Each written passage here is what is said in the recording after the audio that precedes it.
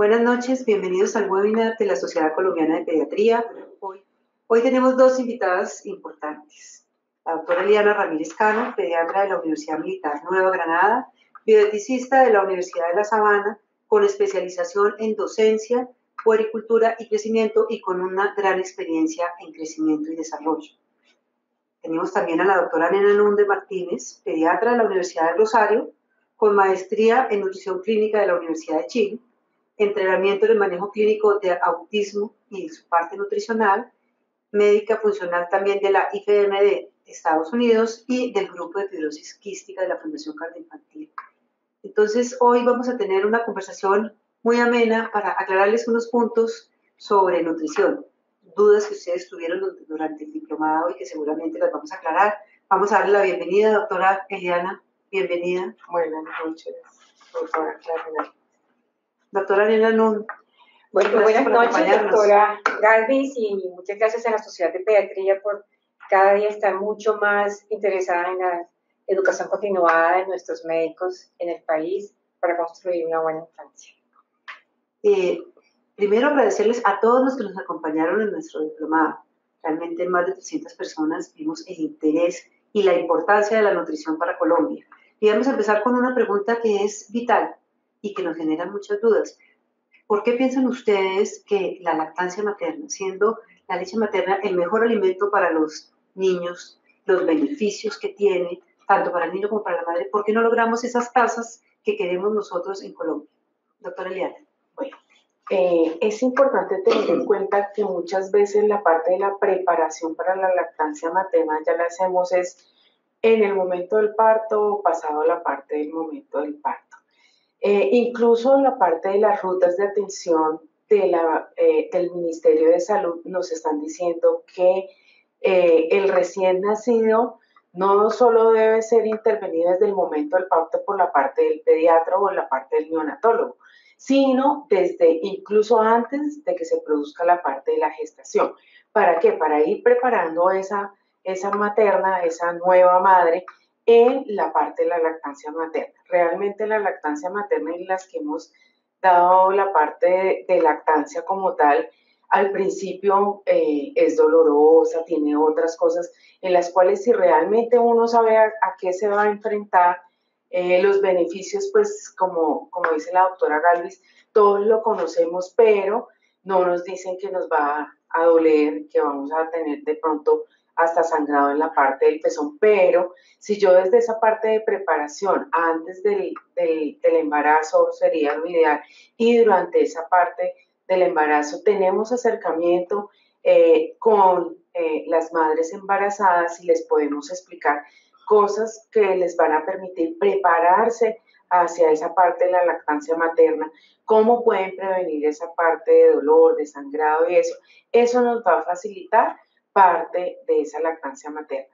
Además, cuando ya los bebés han nacido, la madre empieza a dar la parte de la lactancia materna, es importante que cuando ingresa al trabajo, pues obviamente se va a disminuir algo de la producción, porque recordemos que la producción va a estar dada principalmente por la estimulación en la succión. Entonces, ya como el bebé no va a estar succionando cada 3 horas, podemos observar que puede haber disminución de esa producción de la leche materna. Por eso también es importante, y lo vemos en muchos sitios, se ha fortalecido la parte de las salas de lactancia materna para las mamás, para que hagan extracción adecuada de esa leche materna, hagan una parte de preservación de esa leche materna, y la cual nos pueda permitir continuar con una lactancia en unos volúmenes adecuados, a pesar de que la madre ya no está permanentemente todo el tiempo. Doctora Elena, una pregunta. ¿Todas las mamás podemos lactar? ¿Todas las mujeres?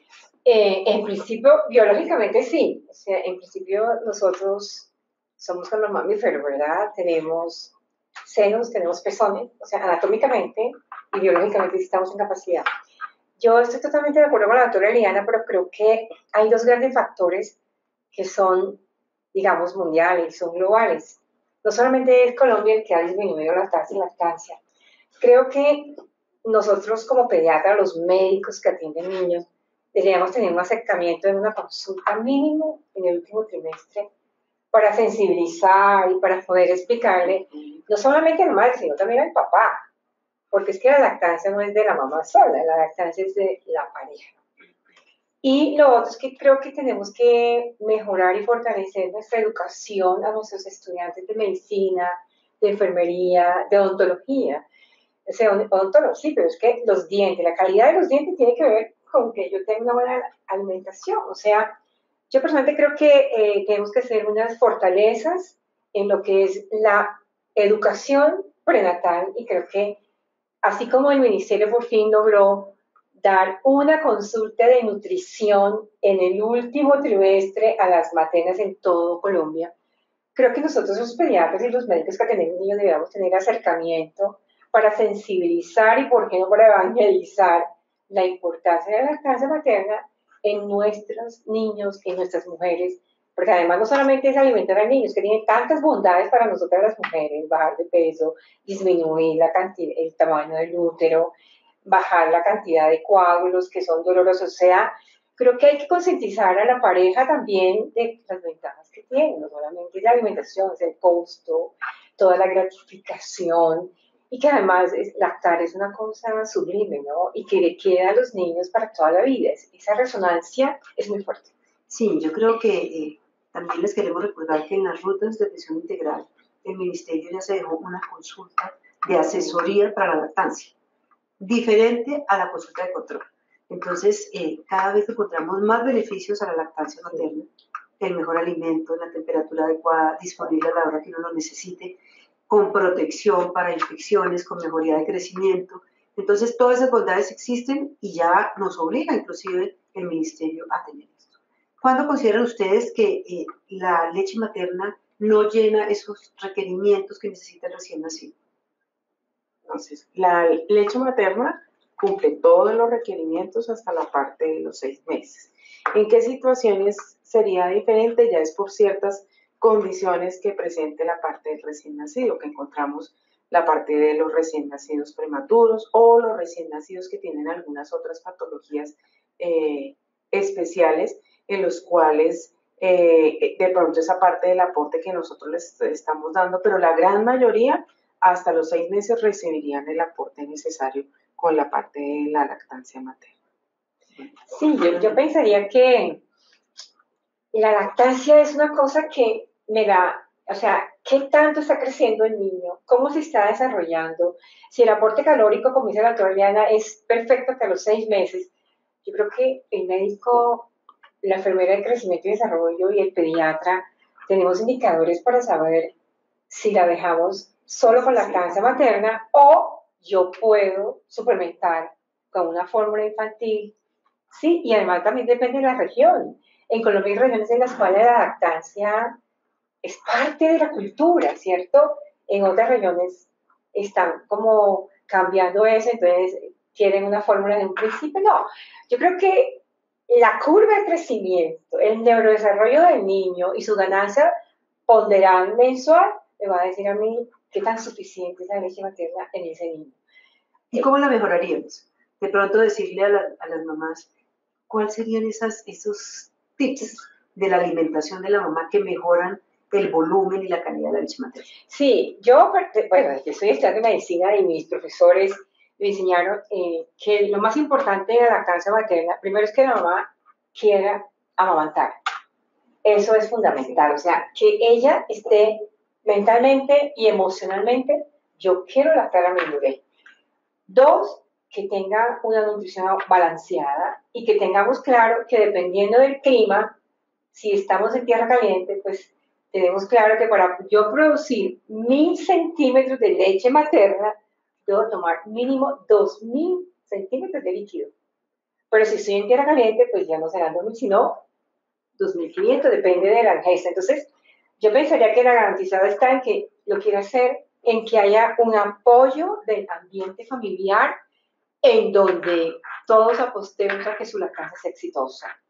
Su alimentación y la ingesta de líquidos, creo que el amor por el bebé, creo que esos son los elementos que, pues yo soy mamá y soy abuela ahora y he tenido una experiencia de que mi hija lacte 13 meses, entonces creo que es una decisión como de la familia, de la mamá, No sé, doctora Liana, El ¿usted qué apoyo. opina? La parte del apoyo, lo que menciona la doctora, es importante.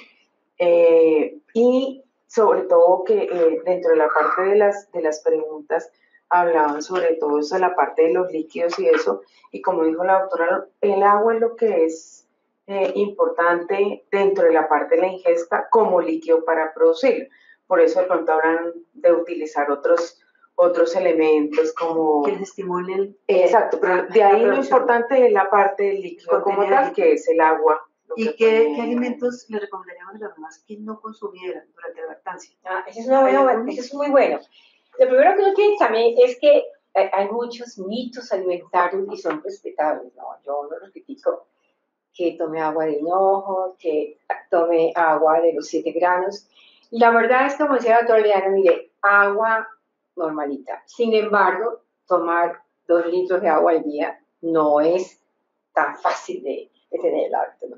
Pues yo creo que si toma infusiones de frutas, por ejemplo, nosotros no somos amigos de los jugos, ¿no? Entonces yo no recomiendo jugos, pero creo que uno puede tomar agua de Jamaica, por ejemplo, que es una aromática, porque tomar 2 litros de agua es mucho, ¿ah?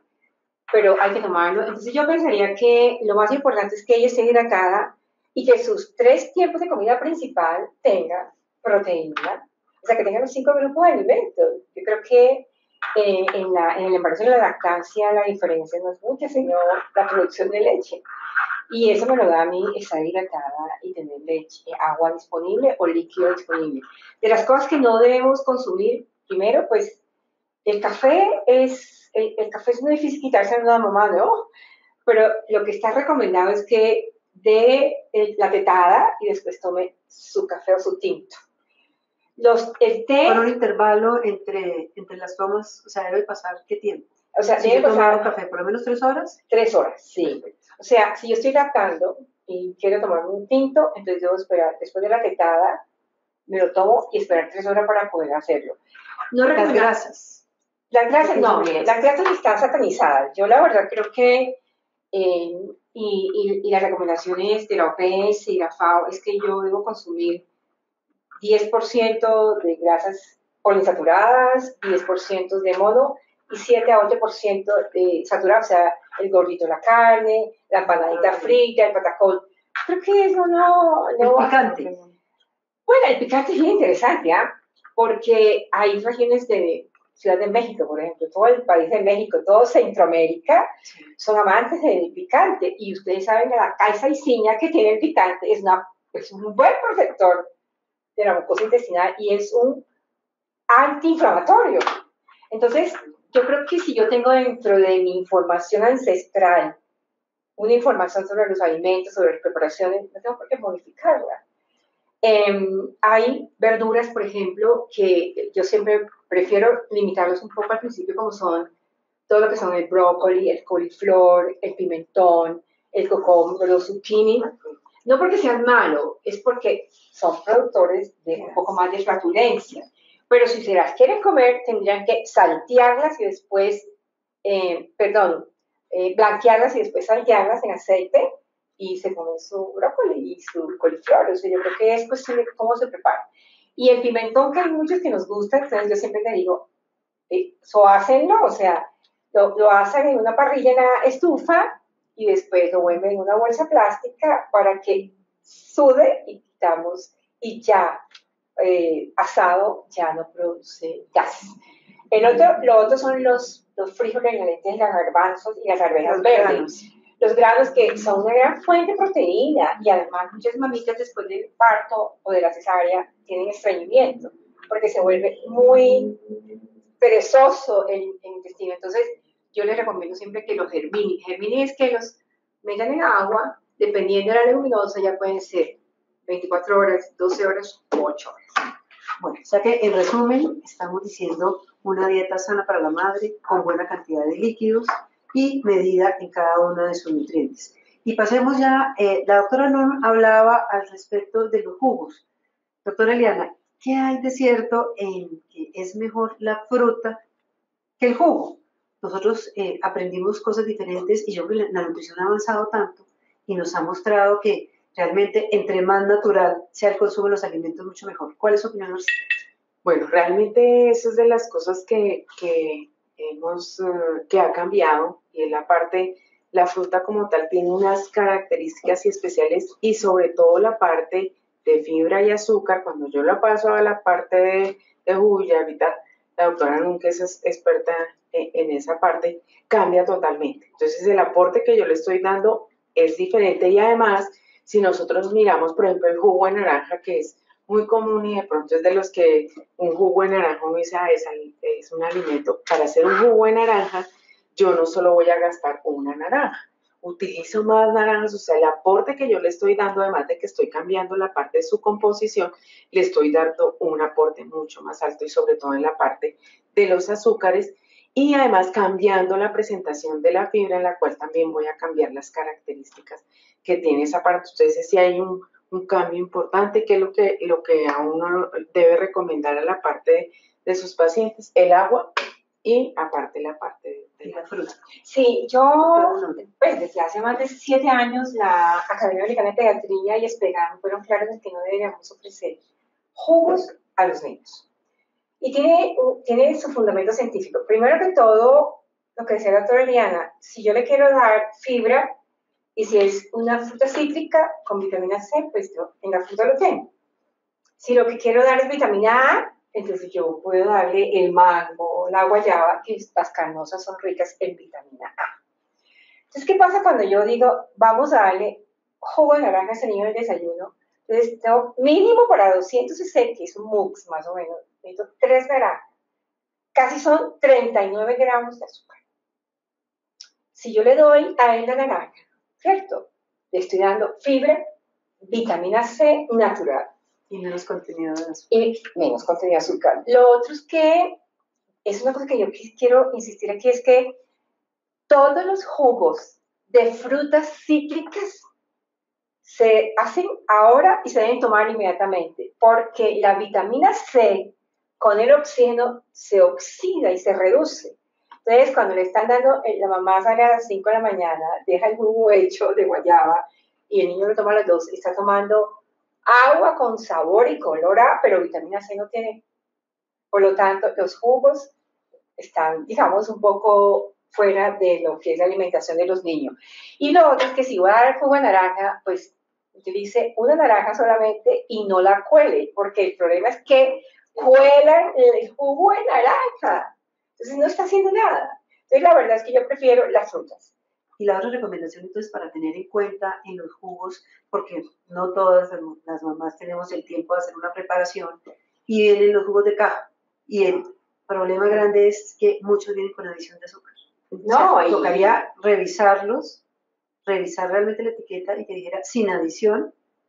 ¿Eso se recomendaría? ¿O no, cómo hacemos con estas mamás? No, doctora Clarita, mire, definitivamente nosotros no estamos de acuerdo con ningún jugo, perfecto, ni de la casa, ni y mucho menos industrializado. Y de hecho es una campaña que tenemos nosotros, ¿cierto?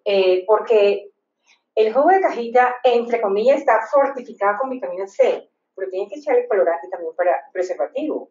Si fuera eso, la cajita por dentro trae una película de aluminio. Y fuera de eso, si la caja la tiraron, ya la cajita está magullada y empieza a soltar aluminio. O sea, realmente no a los jugos. No a los jugos. No a las bebidas industriales. No té, no, ninguno. O sea, ninguna agua de sport para los niños tampoco. Si el niño hace una actividad de competencia, debe tomar otro líquido que no sea ni gaseosa, ni té, ni bebidas sport, o sea, porque tiene una cantidad de colorantes, una alta carga de glucosa en un niño que no está perdiendo electrolito porque no es una actividad de competencia. Entonces yo creo que eso es muy importante. Bueno, y cuando estamos iniciando la complementaria, también la tranquilidad de las mamás es darle entre más licuado, mejor. Sí. Y viene el concepto de si papilla, si licuado, si el alimento entero para que ellos sientan esa textura, la cantidad que ellos quieran comer. ¿Qué les recomiendan ustedes a todos los médicos que nos están escuchando? Bueno, sí es importante mirar que la dieta complementaria, pues su nombre lo dice, es para complementar ciertas cosas nutricionales, pero además es para cambiar la parte de textura de lo que está recibiendo en ese momento el niño o la niña. Entonces sí debemos cambiar la parte de la consistencia, es muy importante en eso. Entonces, pues si seguimos en la parte de los licuados y eso, no estamos haciendo ningún cambio. En las preguntas hablaron mucho en la parte de los trastornos de lenguaje, de deglución. Realmente lo que buscamos nosotros y lo importante es que se lleven que si yo hago unos hábitos alimentarios, hábitos de sueño, hábitos, como decíamos ahorita, la rutina que mencionaba la doctora, que al nieto ahorita le estaban haciendo la rutina, eso es muy importante. Esas rutinas y lo que nosotros estamos, cómo introducimos la parte de alimentación, es lo que nos va a dar muchas pautas posteriormente en la parte de la crianza como tal, que es uno de los objetivos importantes, uno en la parte del diplomado, pero nos va a evitar todo eso. Y hay una pregunta que insistieron mucho, bueno, y si la terapia no le mete, primero tiene que mirar qué come, cómo lo come, cuáles son los hábitos alimentarios para irlo enfocando hacia, porque si no mejora hábitos alimentarios, por más terapia que lo lleven, que le hagan, no va a mejorar esa parte de los trastornos. ¿Qué adicionalidad? Sí, bueno, es un trabajo que yo hago, de integración sensorial, ¿verdad? Yo creo que a nosotros los médicos nunca nos enseñaron en nuestra formación qué es la integración sensorial de los niños. La integración sensorial empieza desde inútero, por eso le dice a la mamá, colóquele música, dése masaje, háblele, porque la integración sensorial es fundamental para los hábitos alimentarios. Entonces, un niño desde, por ejemplo, el problema de que es que, doctora, al niño no le gusta el sabor del coliflor. Y uno hace la historia clínica de la anamnesis de la mamá. Señora, usted comió coliflor en embarazo. No le gusta a la mamá. Sí. Entonces digo, señora, si el niño no lo sensibilizó con el olor en el líquido amniótico, no va a reconocer ese olor, mamá. Entonces, ¿cómo quiere que un niño coma un alimento que no lo sensibilizó? Pero ¿cuántas veces le insistimos? Es una cosa que nos enseñan. La primera vez que uno prueba algo, siempre cierra los ojos, hace una mueca, y cuando uno ve eso, nos mira la mamá y dice, no le gustó, y no vuelven a insistir. ¿Cuántas veces le insistimos con un alimento para que... Pero yo voy antes que eso, doctora Clarita. Mire, todos los seres vivientes, incluyendo los animales, comemos. Primero con los ojos, después con el olfato, luego con el tacto y por último lo llevo a la boca. Lo que pasa es que es una cosa tan mecánica que se repite. Entonces, en los niños tenemos que exponerlo, y exponerlo es desde inútero. Que no come salmón, pero es que nunca comió salmón, señor. Entonces, realmente, yo pienso que a nosotros nos hace falta en nuestra formación que nos enseñe integración sensorial. Y en la medida en que, como decía la doctora Eliana, vamos de líquido, vamos a texturas más pastosas, como la compota, como la papilla, pero un niño al 6º mes es un niño que tiene que empezar a comer desmechados. Y ya al 7º ya de coger la juliana, ¿cierto? Siempre con un adulto responsable. Entonces, la verdad es que si nosotros como médicos tenemos absoluto conocimiento de cómo es la integración sensorial, los niños tuvieran más oportunidad de aprender a comer. Por ejemplo, la experiencia mía es que muchas mamás dicen, doctora, es que yo le doy con una cuchara marca Munch de $25. Señora, déjelo que toque el alimento, que se unte, eso hace parte de la integración sensorial del desarrollo psicomotor. ¿Cuántas veces, señora? Cuando uno no conoce un alimento, uno hace muecas, y hay un artículo divino en donde hay niños que le ponen el alimento y se mueven y hacen arrugan la frente. Otros les da bostezos, o sea, esa es la expresión de algo que yo nunca he visto. Entonces, no es que no le guste, es que tenemos que exponerlo. La doctora Irene Chatou, que fue mi profesora, es una psiquiatra que ha manejado trastorno de comportamiento alimentario, dice, hasta 39 veces. ¿Cómo les parece? Es decir, lo que yo he visto y la verdad un mínimo. Exacto, un mínimo entre 5 y 10 veces. Y quiero aprovechar. Y ese alimento se introduce, porque siempre estamos buscando un nuevo alimento que darle como para cambiar la dieta, para hacer Claro. Nos quedamos con ese alimento ¿cuánto tiempo? O sea, una semana trabajamos o podemos introducir más de un alimento por semana. ¿Cuál es la recomendación de ustedes? Yo, por ejemplo, soy de las que siempre empiezo con alimentos crocantes. A los niños no les gustan las verduras al vapor. No perdamos el tiempo. Blanquear es agua hirviendo, echo mi verdura y al lado tengo un sartén con aceite, preferiblemente de oliva, pero si el bolsillo no da para eso, pues cualquiera. Lo saltea y el niño es feliz con la textura crunchy. Entonces, en niños la textura debe ser crunchy. ¿Con qué empezamos? Pues la Academia de Pediatría dice que debemos empezar con carnes rojas para minimizar la prevalencia de anemia nutricional. Yo pensaría que las sobacremas cada día son menos. Yo no estoy muy de acuerdo. ¿No? Sí. La sopa antes de... Exacto. Yo creo que los niños ya con la leche materna ya están con líquido. Empecemos con texturas que además dejemos lo que disfruten, que toque, que se unten. ¿Y cuántos alimentos, doctora Eliana, qué nos recomiendan?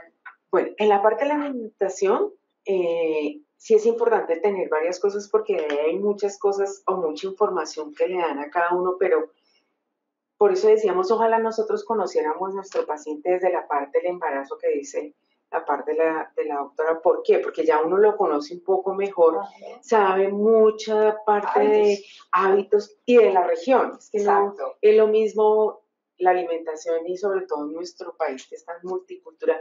Y uno se debe adaptar a la parte de la región, porque lo que decía la doctora, por ejemplo, en la costa que comen tanto pescado y llegar, coman brócoli y eso, pues no lo va a recibir muy bien. Así, en la parte ya específica de la pregunta, porque a veces dicen, no, denle todos los alimentos de una vez. ¿Qué es lo que ocurre? No todos los alimentos, así como uno ya sabe, a mí hay ciertos alimentos que no me caen tan... Es importante si uno iniciar un alimento, mirar sobre todo la parte de la tolerancia, si le hace distensión, si le da cólico, si le da estreñimiento y por lo menos unos 3, 4 días mínimo, y uno, le di este alimento, no tuve ningún problema y iniciar el otro, porque después es muy difícil, pues cuál sería el que le hizo la distensión, cuál fue el que le dio el estreñimiento, cuál hizo la alergia, porque pueden presentar... Y entre sal y dulce, ¿con qué empezamos? Con un alimento que sea dulce, este es el que más atrapa, ¿no? Sí. ¿Cuál sería la recomendación? ¿Empezamos con los salados? Bueno, tenemos que recordar que los sabores son 5 hoy en día, incluyendo el umami, que está descubierto desde el 2004, ¿cierto? Entonces, biológicamente, los seres humanos somos adictos al dulce desde el útero. Hay trabajos de ecografías que han instilado dulce, amargo, y las facciones del feto son impresionantes cuando le dan el dulce. O sea, que nacemos con la tendencia a querer comer dulce. Entonces, la realidad es que también hay que enseñar a las mamás que las verduras todas son amargas. Todas las verduras crudas son amargas. ¿Por qué? Porque ellas secretan una sustancia para minimizar que los insectos o las plagas lo coman. Entonces, por eso, ejemplo, el brócoli es muy amargo. Entonces, ¿qué recomiendo yo? Blanquearlo en un agua que tenga un poquito de panela ahí como para bajarle un poquito el amargo, y ya salteado ya es otra cosa. Entonces, yo siempre empiezo con alimentos que no sean dulces, siempre. Porque es más fácil adaptarme al dulce que al amargo. Entonces, primero me adapto al amargo y después al dulce. Sin embargo, miren, estamos en un mundo globalizado en que tenemos que hacer muchas cosas, no ser tan rígidos, ¿no? El caso de mi nieto, vive en Canadá, en Montreal, jamás ha tomado sopas, porque en Canadá no toman sopas. ¿Ves? Pero empezaríamos verduras y después frutas. Verduras y carnes rojas, ¿no? Por anemia. Es que porque las frutas eran una de las recomendaciones que se iniciaban temprano. Pero antes. Exacto. Antes. Lo que pasa es que lo que dice la doctora Nina, los niños son más inteligentes que uno, yo siempre les digo a la y van mamás, más adelante que exacto, uno. Y por ejemplo la lactancia materna, yo les digo, si usted le da chocolate, este es más fácil, entonces pues él no va a hacer el esfuerzo para la parte de la lactancia como tal, igual en los alimentos. Si yo le doy algo que sea más dulce, pues ellos, esto está más rico, esto está... Entonces ya cuando yo le voy a empezar, por ejemplo, eso es lo que dice la doctora de la parte del brócoli, que realmente pues si uno lo compara con la parte del dulce, pues se va a no recibirlo también. Por eso también toda esa parte de ediciones, azúcar, sal, se deben hacer tardíamente, porque si no, empiezan ellos, esto no tiene sal, no tiene azúcar, entonces yo no como. Y empiezan las otras cosas adicionales que ya ahorita pues Pero doctora Clarita, yo en mi consulta, de mi consultorio particular y en la carne infantil, he sentido una cosa bien interesante, las mamás ya son más prudentes con el azúcar. Yo creo que, no sé si porque leen o escuchan radio, la televisión o algunos documentales, pero ya son más prudentes con el azúcar. Y yo tengo pacientes que dicen, yo no quiero nada con colorante, nena, ni con azúcar. Niños de 2, 3 años. Entonces, creo que estamos haciendo, podríamos hacerlo mejor nosotros. Sí. Nosotros lo podemos hacer mejor educando. Pero creo que también la comunidad se está preocupando por el sobrepeso, la obesidad, la diabetes. Y lo que tenemos que decir a ustedes es que los niños nacen con antecedentes y ancestros de 3 generaciones. Bisabuela, abuela y la mamá. Y lo del papá. De tal manera que si no hacemos una buena historia, o sea, toda la línea del tiempo y me devuelvo, y no averiguo si hay diabetes o hay hipertensión, pues es mi obligación hacer la línea del tiempo para saber cuándo empiezo y con qué empiezo en ese niño. Bueno, otra pregunta, sí, tenemos muchas preguntas. Y el tiempo es corto. Sí. Las porciones. Sí. Un motivo de consulta frecuente de las mamás es que mi bebé no come, o mi hijo no come. ¿Y usted qué plato le sirve? No, en el mío le comemos nosotros. O sea, ¿cuál es su recomendación para las mamás de esa porción ideal para no presionarlos para que coman mucho, pero también exigirles que deben comer? Doctora. Bueno, ahí tenemos una cosa importante que es la parte de la inapetencia, ¿no? Si uno mira la parte emotiva de consulta, casi una tercera parte del motivo de consulta es la inapetencia. Pero cuando empezamos a mirar si realmente es una inapetencia como tal, pues solo el 5% de todo ese 30% realmente va a ser que no come lo que realmente necesita. También ahí vamos otras en la parte de la cultura como tal, porque bueno, creo que cada vez ha ido cambiando más en la parte de la cantidad de las porciones que tiene, pero que tiene que tener los 3 alimentos principales en la parte de proteínas, carbohidratos, que nos dé la parte de las grasas como tal. ¿Cómo le midieron la cantidad? Ya. Yo creo que una de las fortalezas que deberían tener los médicos generales y los pediatras es que tienen que mejorar su conocimiento de nutrición. Es muy fácil. Entonces, por ejemplo, en mi caso, yo hago la análisis alimentaria y siempre pido un video de cualquiera de los días cuando me dicen, doctora, es que el niño no come nada. Entonces, señora, yo le hago la historia alimentaria, yo tengo mi formato y le digo, traigan un video de cualquiera de los 3 tiempos de comida. Y el problema es que no le hemos dado a esos padres o a ese cuidador cuál es la porción para ese niño, para el preescolar, el escolar. Entonces, no es tan difícil. ¿Cuántas calorías debe consumir un niño de 1 año? Máximo 1000 calorías. ¿Cuánto biberón toma o cuánta lactancia tecadas toma un niño? Entonces, prácticamente el 50% de los niños en el primer año de vida, su energía viene de la lactancia materna o de la fórmula, ¿verdad? Lo demás es como para que toda la integración sensorial, colores, texturas y sabores. Entonces, por ejemplo, hay tazas y cucharas medidoras que tenemos que tener los médicos en ella. Y está descrito cuál es el tamaño de la porción del estómago de un niño. El tamaño de su puño. Entonces, hay que ser consciente de que si usted sabe que ese es el tamaño del estómago de su niño, usted ya sabe cuáles son las porciones, ¿verdad? Entonces, distribuirlas, y para eso son las tazas medidoras, que vienen 5, 10, 15, y vienen las tazas y las cucharas para saber cuántos centímetros o cuántos gramos. Ese es mi taller que yo hago en todo paciente nuevo que me llega, ¿cierto? Claro, es como para no colocar a las mamás en la situación de estar midiendo la caloría. No, exacto. Sino decir, vean, sí deben estar los nutrientes, debe tener proteína, debe tener una harina, puede tener una fruta. Y darle los intercambios muy fácil. Entonces, señora, carbohidratos, entonces yo creo que debemos tener ese material en donde uno le dice, mire, ese es el plato. Entonces, el plato debe ser siempre de color blanco o neutro. Porque si yo estoy aprendiendo, voy a coger este ejemplo, cuál es el amarillo, cuál es la zanahoria, cuál es el patacón, y me ponen todos estos colores de fondo, yo no voy a poder saber apreciar. Entonces, se recomienda un plato de un color neutro, ojalá sin ningún monachito de Disney, para que no se ningún dispersen superhéroe. en la... Exacto. Y lo otro es que debe tener divisiones para saber que en la división más grande va frutas y verduras, en la porción mediana va la proteína y en el otro el carbohidrato.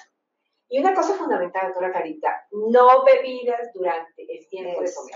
¿Por qué? Porque si este es el tamaño de su estómago y por cada bocado que toma se toma una onza de agua, pues no va a cumplir la porción. Y lo otro es que en los videos que me llegan a mí, la porción es para un niño escolar con deporte competitivo. Y la señora, ¿usted cree que eso no es así? Entonces, es mi responsabilidad educarlo. Y lo otro que también me pasa con mucha frecuencia es que la mayoría de nuestros niños tienen silla para comer, pero algunas de las sillas no traen piecero. Entonces, ¿qué pasa? A usted le ha pasado que la doctora ve la mesa y se pone a llorar. Claro, ¿quién de nosotros podemos comer con los pies colgando?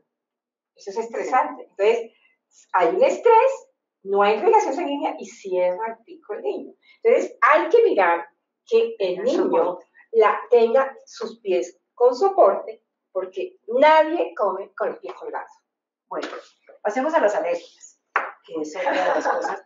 Cada vez vamos cambiando esos mitos, porque han sido mitos, ¿no? Sí, este alimento no se lo introduzca hasta que tenga más de 1 año, si tiene antecedentes, ojalá nunca se lo dé. ¿Cuál es la recomendación ahorita en la complementaria? ¿Cómo les empezamos todos los alimentos de una vez? ¿Cuál sería esa recomendación, doctora? Bueno, esa es de las cosas que también ha ido variando mucho, pero que es, en términos generales, que se ha visto, cuando yo estoy más tempranamente expuesta a algo, tengo más una respuesta protectora que una respuesta alérgica. Por eso no solo para los alimentos, sino incluso para las mascotas, para todo eso. Entre más temprano la parte de la exposición es mucho mejor. Anteriormente ustedes prolongábamos entonces la parte de las fresas, el maní, el huevo, la parte de los pescados o los mariscos, todo eso lo empezamos a dar tarde y lo que vimos fue un aumento importante en toda la parte de las alergias. Además quiero que antes de la parte de las alergias, los pediatras debemos saber interrogar y esa es la parte de la consulta como tal, todo lo que les estamos diciendo. Desde la parte, qué es lo que come, cómo lo come, qué lo prepara, lo que dijo la doctora ahorita, esa parte de los antecedentes. Si tiene antecedentes de alergia, antes entre más temprano hagamos esa exposición, es mucho mejor, ¿no? No sé, la doctora, ¿qué opina? Acuerdo, claramente, sí. Yo personalmente creo que en mi época, que soy más vieja que ustedes dos, la introducción del huevo era al año de edad, después de los 15 meses. Y eso ha cambiado muchísimo, afortunadamente. ¿Por qué afortunadamente? Porque es que no todas nuestras regiones tienen la capacidad de dar unos alimentos especiales en ese niño. Entonces, yo sigo insistiendo en que si yo hago la historia alimentaria de las 3 generaciones, yo soy de San Andrés Isla. ¿Ustedes creen que yo podría hacer alergia al caracol? Yo soy de chiquita como caracol. O a la soya, soy hija de chinos. Entonces, esa es la base de lo que decía la doctora Liana. Haga la historia de los 3, por lo menos la abuela y mamá, ¿no? De ambos padres. Y eso me va a permitir, pues, si viene de Boyacá, y que fueron criados de Boyacá con las cubios, las habas, los nabos. Los nabos, ¿será que no va a decir? No, haga puré de papa, ¿por qué no le hace un puré de cubios? Es que tiene la información genética de que está expuesto a esa leguminosa. Entonces, yo personalmente creo que las alergias hemos mejorado en que estamos empezando más temprano en los alimentos, entre comillas, alergénicos, y creo que eso nos ha mejorado mucho. Yo creo que sí, en mi consulta, no sé, doctora doctora, o sea, cada día los niños están más expuestos, y bueno, las alergias, yo de verdad creo que la que más está predominante es la alergia a la proteína de leche de vaca. Creo que es así, ustedes que son neonatóloga. Sin embargo, yo creo que tenemos que mejorar ese enfoque. Claro, pero ahí sí tenemos un sobrediagnóstico. Exacto, ¿no? eso. Yo creo que cualquier... pero bueno, doctora Carita, que lo diga, porque sí, es que la alergia a la leche de vaca, yo creo que sí. Cualquier sintomatología de los niños decimos que es alergia a la leche de vaca. Si regurgita leche de vaca y le hemos dado un buen volumen. Si el niño tiene diarrea, es alergia a la leche de vaca. O sea, le hemos dado tantas explicaciones y eso ha generado que a veces se rechace ese alimento y es absolutamente, ¿verdad?, sano Nunca debemos suspender la leche materna cuando alguien sospeche ese diagnóstico, jamás. La leche materna no produce nada de esto. Y cuando ya estamos, digamos que, entre comillas, aspecto fisiológico de pronto de rechazo en los 6 primeros meses, 9 primeros meses, eso ya ha desaparecido. Y los niños que se quedan sí son menos del 10% y toca hacerles todo el estudio de alergia. Y ahí empezar a mirar cómo manejamos esa dieta y cómo logramos después hacer la introducción nuevamente para volver a tolerar esos alimentos. Sí. Otro alimento que todo es moda, ¿no? Yo creo que la nutrición es totalmente moda. Sí. Alguien dijo no fresas, entonces dijimos no fresas, huevo, dijimos no huevo, y el gluten. Alguien dijo, sí, cuando yo como sin gluten no me distiendo, duermo mejor, tengo mejor ánimo. ¿Qué recomendación del gluten para los niños? Bueno, pues realmente cuando nosotros estábamos en formación, pues uno no veía la alergia al gluten, ¿sí o no? Y nos decía, no, eso, y cada vez fue en aumento, y creo que sí incidió esa parte de todos estos cambios que hicimos y evitamos la parte de la exposición también, parte de sobrediagnóstico muchas veces en eso, pero si nosotros hacemos esa introducción que debemos hacer normalmente, disminuimos la parte de incidencia, la parte de las alergias y realmente pues evitamos toda esta parte tanto para la parte del gluten como para toda la parte de los alimentos como tal, pero como dice la doctora Galvis, se vuelven modas, pero es por los mismos cambios que nosotros empezamos a realizar dentro de la parte de la introducción de la alimentación de estos niños, ¿no? No sé, la doctora. Sí, yo creo, o sea, existe la alergia al gluten. Sí. Eso es más de predominio anglosajón, ¿no? Sin embargo, en Colombia se tiene una doctora que tiene 2 niños con alergia al gluten, la doctora Wilches, y súper comprobado y todo, pero no es lo habitual, doctora Gano.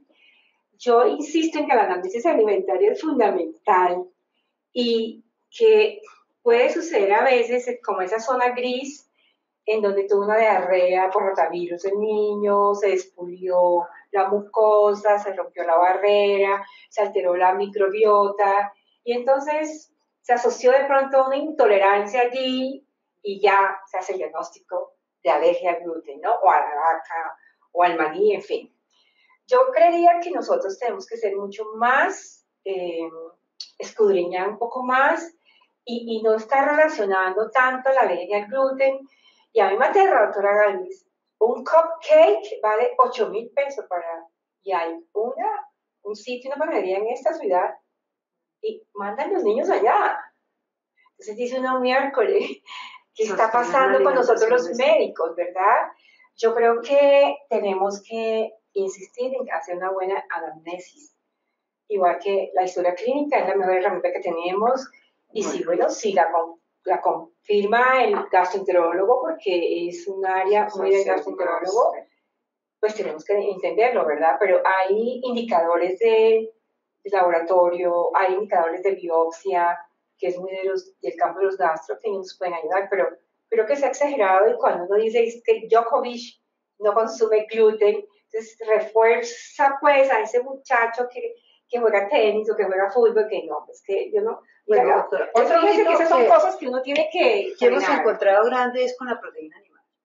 Entonces aparece la dieta vegetariana y los veganos. Sí. Eso ya es una cosa muy de moda para tener mayor rendimiento en la parte de ejercicio, para ser más saludables, para disminuir procesos inflamatorios. ¿Qué les recomendamos a estas mamás? Porque pueden querer tener una dieta vegetariana. ¿Qué les haría falta a esos niños para que las mamás no descuiden esa parte nutricional? Bueno, yo lo primero que quiero decir es que cuando me dicen, doctora, pero ¿por qué los de la INE son inteligentes? Digo, bueno, es que se nos olvida que tenemos una genética, una nutrigenética, nutrigenómica, una epigenética que permite que los de la India no necesiten la carne de vaca, ¿cierto? Como los chinos no toman leche tampoco de vaca, ¿cierto? Pues que yo tengo un ancestro, ¿verdad? Entonces, el ancestro hace parte de mis hábitos y de toda mi salud. Entonces, yo personalmente creo que lo que uno tiene que hacer con esas modas, Si a usted le llega una mamá que es vegana, ¿cierto? Con una pareja que también el papá es vegano y ellos quieren que su hijo sea vegano, lo primero que uno tiene que hacer es explicarles la importancia de la proteína de origen animal, que la leche materna es de origen animal, ¿verdad? Y segundo, si insisten, yo tengo el compromiso no de convencerlos de lo contrario, porque yo tengo que ser respetuosa con esa pareja, con esos papás, es suplir al niño en el momento en que ella deje de lactar y suplirla a ella durante la lactancia con vitamina B12, zinc, magnesio, calcio. Y una de las cosas que me tiene preocupada a mí, doctora Galvi, es que se volvió ahora leche de almendra. Y entonces lo primero que quiero decirle, yo digo a la mamá, es que miren, señora, la almendra no tiene pezones. ¿A qué hora la ordeña? Y los niños en los primeros años necesitan una proteína de origen animal que usted en la lactancia lo está haciendo. Entonces, las bebidas de almendra, hay unos trabajos maravillosos de los españoles, tienen casi un metaanálisis de 100 artículos en donde se encontraron convulsiones, raquitismo. O sea, yo personalmente creo que los médicos y pediatras debemos estudiar muy bien qué es el vegetarianismo, cómo lo debo enfocar, pero con la responsabilidad ética de explicarle la importancia de la proteína de origen animal en los primeros años. Bueno, y ya cerrando, doctora Eliana, ¿qué le adicionaríamos a esto que nos está diciendo la doctora Nena en cuanto a dieta vegetariana y vegana? Bueno, en la parte, porque las mamás, o sea, no descuidar qué nutrientes se nos quedan ahí en el camino. O sea, fuera de la suplencia que yo dije, sí, ¿qué adicional? La parte de hierro es súper importante ahí en esa parte. ¿Hierro qué más? Suplencia, la parte de vitamina D también es importante, sí. La vitamina E también B12 es importante, la B12. Sí.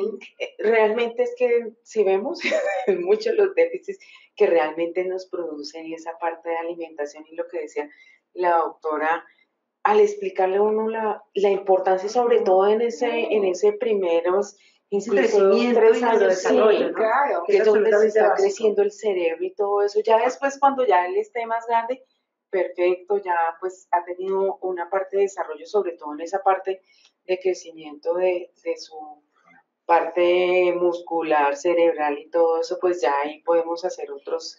Sí, pero yo creo que eso tiene que ser respetuoso.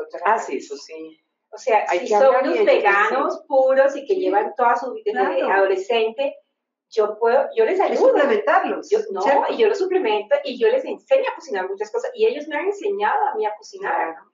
Entonces yo creo que no es ni regañarlas, ni decirle que es el... No, yo creo que uno tiene que ser respetuoso con esos papás, pero tengo también el deber ético de decirle, mire, estos son los riesgos, entonces vamos a hacer esto y hacerles educación. Ese es mi punto. Bueno, yo creo que ya vamos llegando al final. La conclusión básica, educación. Educación para los padres, educación para los niños, educación para nosotros los profesionales. De acuerdo. Comida sana, el agua sigue siendo la mejor bebida líquida que nosotros podemos ofrecer. La lactancia materna exclusiva hasta los 6 meses, ojalá hasta los 2 años, y anamnesis. Vámonos con las culturas, logremos esos alimentos que definitivamente a los que pueden acceder, claro, económicamente, pero también con su cultura en cada una de las áreas para lograr esa alimentación sana. Doctora Nena, muchísimas gracias. Yo creo que tener una maestra en nutrición como ella es una de las satisfacciones. Gracias por la oportunidad, doctora. A la doctora Eliana, decana de la Facultad de Medicina de la Universidad Militar Nacional, también nuestras felicitaciones como Sociedad Colombiana de Pediatría, y ella también absolutamente convencida que la nutrición tiene que ser una transversalidad a toda la educación. Me despido de ustedes, no me presenté al principio, Clara Galvis, pediatra neonatóloga de la Sociedad Colombiana de Pediatría y de la Asociación Colombiana de Neonatología. Los esperamos en otro próximo evento de nutrición que seguramente ustedes van a estar escuchando. Muchísimas gracias. Muchas gracias. Buenas noches.